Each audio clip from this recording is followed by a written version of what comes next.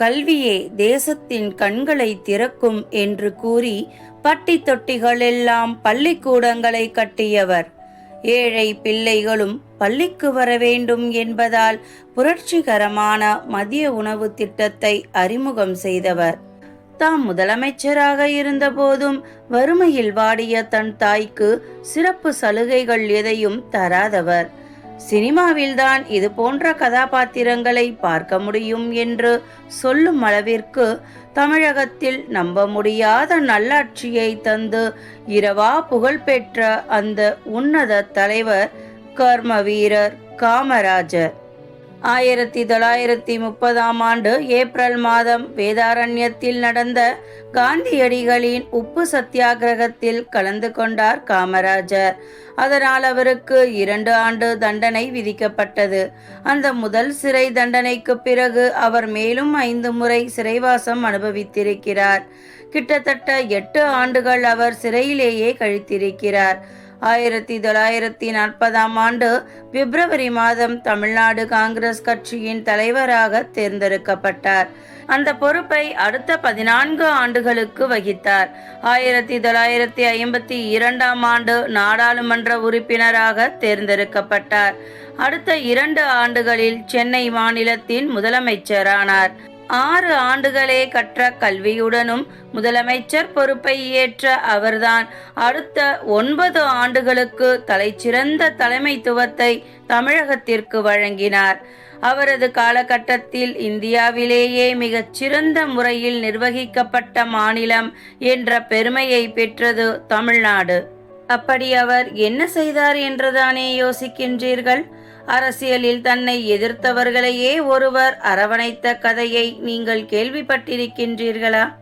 காமராஜர் முதலமைச்சரான உடனேயே அதே பதவிக்கு தன்னை எதிர்த்து போட்டியிட்ட சி. சுப்பிரமணியன், எம். பக்தவச்சலம் ஆகிய இருவரையும் தன் அமைச்சரவையில் சேர்த்து கொண்டு அனைவரையும் வியப்பில் ஆழ்த்தினார். அவர் தனது அமைச்சர்களுக்கு சொன்ன அறிவுரை என்ன தெரியுமா? பிரச்சனையை எதிர்கொள்ளுங்கள். அவை எவ்வளவு சிறியதாக இருந்தாலும் பரவாயில்லை. அதனை தீர்ப்பதற்கான வழிகளை தேடுங்கள். நீங்கள் ஏதாவது செய்தால் மக்கள் நிச்சயம் திருப்தி அடைவார்கள் என்பதுதான். அவரது நல்லாட்சியில் கல்வித்துறையிலும் தொழில்துறையிலும் தமிழ்நாடு துரிதமான வளர்ச்சி கண்டது. மாநிலம் முழுவதும் பல புதிய பள்ளிகளை கட்ட உத்தரவிட்டார். பழைய பள்ளிகள் சீர் செய்யப்பட்டு ஒவ்வொரு கிராமத்திற்கும் ஓர் தொடக்கப்பள்ளி, ஒவ்வொரு பஞ்சாயத்திற்கும் ஓர் உயர்நிலை பள்ளி இருப்பதை உறுதி செய்தார். எழுத்தறிவின்மையை போக்க வேண்டும் என்பதற்காக 11ஆம் வகுப்பு வரை இலவச கட்டாய கல்வியை அறிமுகப்படுத்தினார். ஏழை சிறுவர்களின் வயிறு காயாமல் இருக்க மதிய உணவு வழங்கும் உன்னதமான திட்டத்தை அறிமுகம் செய்தார். ஜாதி வகுப்பு, ஏழை பணக்காரன் என்ற பேதத்தை ஒழிக்க விரும்பிய அவர் எல்லா பள்ளி பிள்ளைகளுக்கும் இலவச சீருடையை வழங்கினார். அவர் ஆட்சியில் தமிழ் மொழிக்கு நல்ல அங்கீகாரம் கிடைத்தது. பள்ளிகளிலும் உயர்கல்வி நிலையங்களிலும் தமிழை போதன மொழியாக்கியதோடு அறிவியல் தொழில்நுட்ப பாட புத்தகங்களும் தமிழில் வெளிவரச் செய்தார். அரசாங்க அலுவலகங்களுக்கு தமிழ் தட்டச்சு இயந்திரங்கள் அறிமுகம் செய்யப்பட்டன. நீதிமன்றங்களிலும் வழக்குகளை தமிழில் நடத்த ஊக்குவிக்கப்பட்டது. காமராஜர் தமிழகத்தில் கல்வியை மேம்படுத்துவதில் பெரும் பங்கு வகித்தார். மேலும் பள்ளிக்கூடங்கள் மற்றும் கல்லூரிகள் திறக்க பல நடவடிக்கைகளை எடுத்தார். இதனால் கல்வி கற்றோர் எண்ணிக்கை அதிகரித்தது. இவருடைய கல்வி பணிகளுக்காக காமராஜர் கல்வி தந்தை என்று போற்றப்படுகின்றார். மேலும் காமராஜரின் ஆட்சியில் விவசாயம் நல்ல வளர்ச்சி கண்டது. வைகை அணை, மணிமுத்தார் அணை, கீழ்பவானி அணை, பரமிக்குளம், சாத்தனூர் அணை என்று பல அணைக்கட்டு திட்டங்கள் அசுர வேகத்தில் நிறைவேற்றப்பட்டன. தொழில்துறையிலும் முத்திரை பதித்தார் காமராஜர். நெய்வேலி பழுப்பு நிலக்கரி, சென்னை ஆவடி இராணுவ தடவாள தொழிற்சாலை, சென்னை ஹிந்துஸ்தான் டெலிபிரிண்டர்ஸ் என பல பெரிய தொழிற்சாலைகள் தமிழகத்தில் உருவாயின. அவரது மாட்சின்மை பொருந்திய ஆட்சியை கண்டு இந்திய பிரதமர் நேரு இந்தியாவிலேயே மிகச் சிறந்த முறையில் நிர்வகிக்கப்படும் மாநிலம் தமிழ்நாடு என்று பாராட்டினார். இப்படிப்பட்ட சிறந்த நல்லாட்சியை வழங்கியதால் தான் தொடர்ந்து 3வது முறையாக முதலமைச்சராக தேர்ந்தெடுக்கப்பட்டார். இவ்வளவும் செய்த அவர் அடுத்து செய்த காரியம் அரசியலுக்கே ஓர் புதிய இலக்கணத்தை கற்றுத்தந்தது. காங்கிரஸ் கட்சி அதன் துடிப்பையும் வலிமையையும் இழந்து வருவதாக உணர்ந்த காமராஜர் எல்லா மூத்த அரசியல் தலைவர்களும் தங்கள் அரசியல் பதவியை ராஜினாமா செய்துவிட்டு நாட்டு நலனுக்காக கட்சி பணிகளில் ஈடுபட வேண்டும் என்ற ஓர் திட்டத்தை உருவாக்கி பிரதமர் நேருவிடம் பரிந்துரை செய்தார். 2 மாதங்களில் அந்த திட்டத்தை ஏற்றுக்கொண்டது காங்கிரஸ் பணிக்குழு. அந்த திட்டத்திற்கு காமராஜர் திட்டம் என்றே பெயரிடப்பட்டது.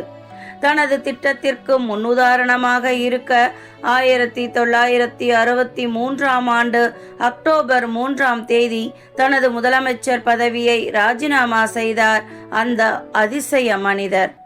அவரை தொடர்ந்து லால் பகதூர் சாஸ்திரி, ஜக்ஜீவன் ராம், முராஜி தேசாய், எஸ்.கே. பட்டேல் போன்ற மூத்த தலைவர்களும் பதவி விலகினர். அதே ஆண்டு அகில இந்திய காங்கிரஸ் கட்சியின் தலைமை பொறுப்பை தந்தார் ஜவஹர்லால் நேரு. அதற்கு அடுத்த ஆண்டே நேரு இறந்ததை தொடர்ந்து இந்தியாவின் அடுத்த பிரதமராக லால் பகதூர் சாஸ்திரியை முன்மொழிந்தார் காமராஜர். 2 ஆண்டுகளில் சாஸ்திரியும் மரணத்தை தழுவ அப்பொழுது 48 வயது நிரம்பியிருந்த நேருவின் மகள் இந்திரா காந்தியை இந்தியாவின் அடுத்த பிரதமராக்கினார் காமராஜர். அந்த 2 தலைமைத்துவ மாற்றங்களையும் அவர் மிக லாவகமாக செய்து முடித்ததால் காமராஜரை கிங் மேக்கர் என்றழைத்தனர் பத்திரிகையாளர்களும் மற்ற அரசியல்வாதிகளும். தமிழ்நாட்டில் மெச்சத்தக்க பொற்கால ஆட்சியை தந்த காமராஜர் தனது கடைசி மூச்சு வரை சமூக தொண்டு செய்வதிலேயே குறியாக இருந்தார். 1975ஆம் ஆண்டு அக்டோபர் 2ஆம் நாள் தனது 72வது அகவையில் அவர் காலமானார். அதற்கு அடுத்த ஆண்டு அவருக்கு உயரிய பாரத ரத்னா விருது வழங்கி கௌரவித்தது இந்திய அரசு.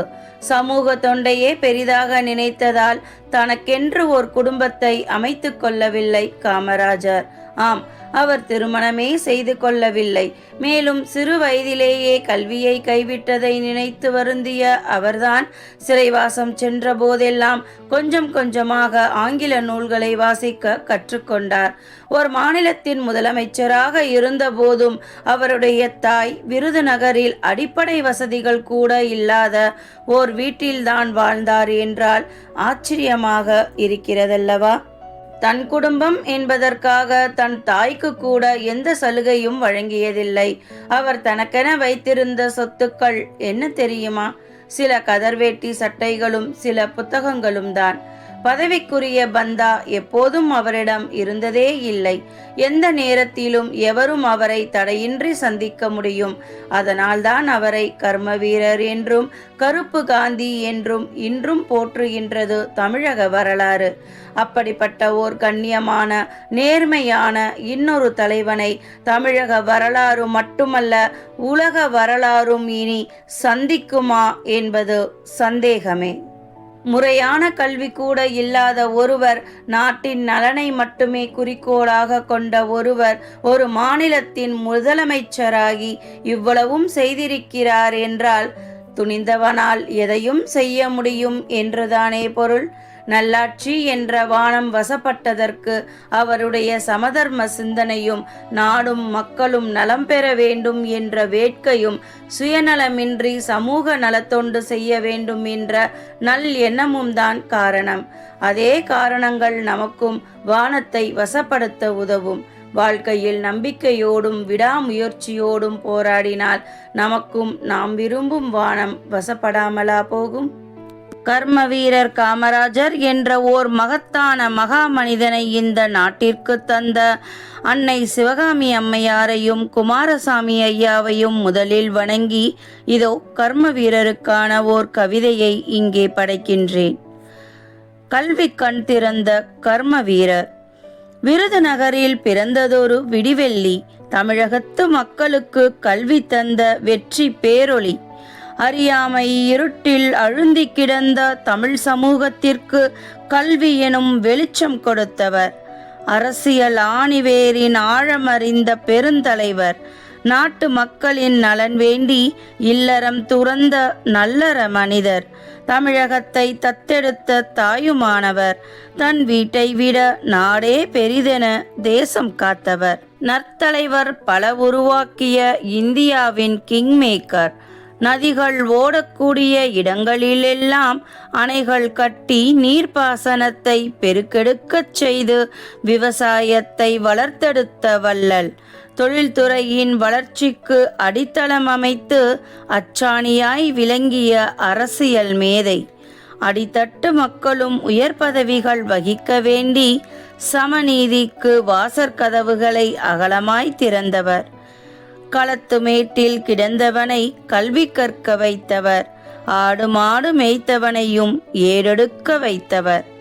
களத்து மேட்டில் கிடந்தவனை கல்வி கற்க வைத்தவர். ஆடு மாடு மேய்த்தவனையும் ஏறெடுக்க வைத்தவர். பிறர் நலம் வாழ தன்னலம் துறந்தவர். லட்சங்களை விரும்பாத தலைவர். லட்சிய வாழ்க்கையை வாழ்ந்தவர். பாமர சிறுவன் சொல்லிற்காய் பகலுணவு திட்டம் தந்த பரமன். கடைக்கோடி கிராமங்களிலும் பள்ளிகள் திறந்த கர்ம வீரர். விருதுநகர் வார்த்தெடுத்த தென்னகத்தின் காந்தி.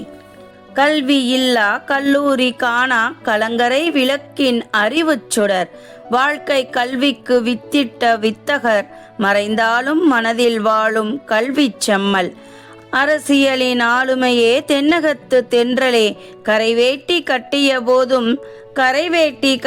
போதும் கரைப்படியா கைகள் ஐயா உனது. புவி உள்ளளவும் புகழ்மங்கா புதையல் ஐயா நீங்கள். அரசியல் வானில் அழியாத ஆதவன். விடியலை தந்திட்ட விருதுபட்டி நாயகன். சேற்றில் முளைத்த செந்தாமரை. நேர்மையே நெற்றி பொட்டாய் கொண்டு நீர் நடந்து வந்த காலங்கள்தான் இந்த பாரத தேசத்தின் வசந்த காலம். 9 ஆண்டும் ஒழுக்கமான ஆட்சி காலம். அதுவே நம் தமிழகத்தின் உண்மையான பொற்காலம். பெருந்தலைவர் உனதின்றி வேறுளரோ. எங்கே இவர் போல் தலைவன் இருந்தால் கொஞ்சம் இனம் காட்டுங்கள். இங்கே மட்டுமல்ல ஈரேழு உலகிலும் அப்படி இருந்தால் எனக்கு சற்றே நினைப்பூட்டுங்கள். மறைந்தாலும் மனதில் வாழும் கல்வி செம்மல். கர்ம வீரர் காமராஜர் வாழியவே. நம் கல்வி கண்ணை திறந்த கர்ம வீரர் காமராஜரின் பிறந்த தினத்தை தான் நாம் கல்வி வளர்ச்சி நாளாக கொண்டாடி மகிழ்கின்றோம். அடுத்த இளைய சமுதாயத்திற்கு வழிகாட்டும் கல்வியை போற்றுவோம்.